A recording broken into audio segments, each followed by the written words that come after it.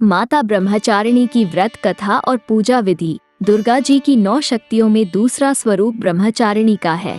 नवरात्रि में दूसरे दिन मां ब्रह्मचारिणी की पूजा की जाती है। ब्रह्मचारिणी नाम में ब्रह्म शब्द का अर्थ तपस्या है। इस प्रकार ब्रह्मचारिणी का अर्थ तप की चारिणी अर्थात तप का आचरण करने वाली।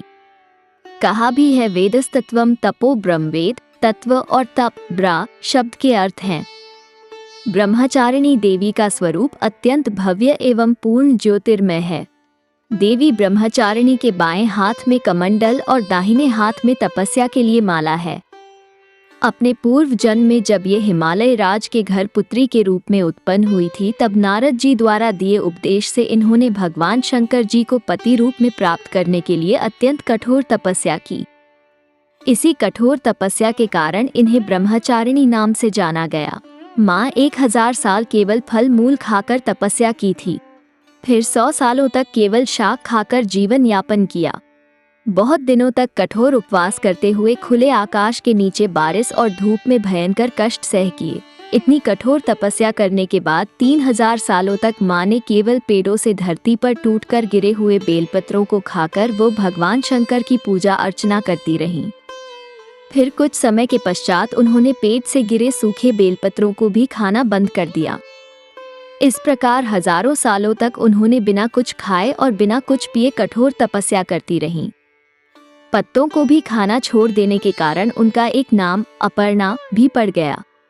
इस प्रकार हजारों से कठोर तपस्या करने के कारण देवी ब्रह्मचारिणी के पूर्व जन्म का शरीर दुबला पतला और एकदम क्षीण हो गया।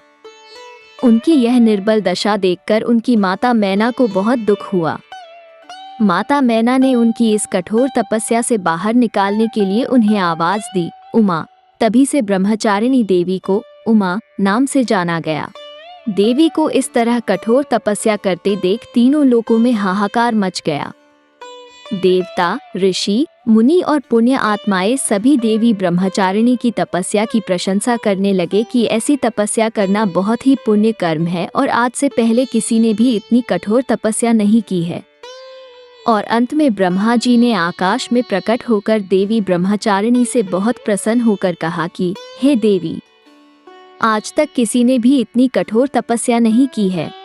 इतनी कठोर तपस्या करना तो केवल तुम ही से संभव है।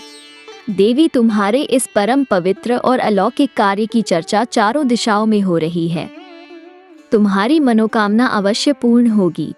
भगवान शंकर से ही तुम्हारा विवाह होगा और वही तुम्हें पति रूप प्राप्त होंगे। अब तुम तपस्या को खत्म कर अपने घर लौट जाओ। बहुत जल्द तुम्हारे पिता तुम्हें वापस घर ले जाने आ रहे हैं। माँ दुर्गा जी का ये दूसरा स्वरूप ब्रह्मचारिणी सभी भक्तों और सिद्ध लोगों को अनंत फल देने वाला है। माँ ब्रह्मचारिणी व्रत कथा सुनने मात्र से मनुष्य में तप, संयम, सदाचार, वैराग्य और त्याग की वृद्धि होती है। जीवन के कठिन से कठिन संघर्षों में भी उसका मन विचलित नहीं होता और वो अपने कर्तव्य पथ पर डटे रहते हैं। माँ ब्रह्मचारिणी देवी की पूजा करने से सर्वत्र सिद्धि और विजय का आशीर्वाद प्राप्त होता है। नवदुर्गा पूजा के दूसरे दिन इन्हीं माँ ब्रह्मचारिणी देवी के स्वरूप की पूजा की जाती है। इस दिन साधक और साधु अपना ध्यान स्वाधिष्ठान चक्र में स्थित करते हैं। इस चक्र में ध्यान धरने वाला योगी माँ ब्रह्मचारिणी देवी की कृपा और भक्ति प्राप्त करता है। ब्रह्मचारिणी माता व्रत पूजा विधि। सुबह ब्रह्म मुहूर्त में उठ जाए, फिर अपने नित्य कर्मों को करने के बाद स्नान कर साफ और स्वच्छ कपड़े धारण करें। अब एक आसन पर बैठकर माँ ब्रह्मचारिणी की विधि विधान से पूजन करें।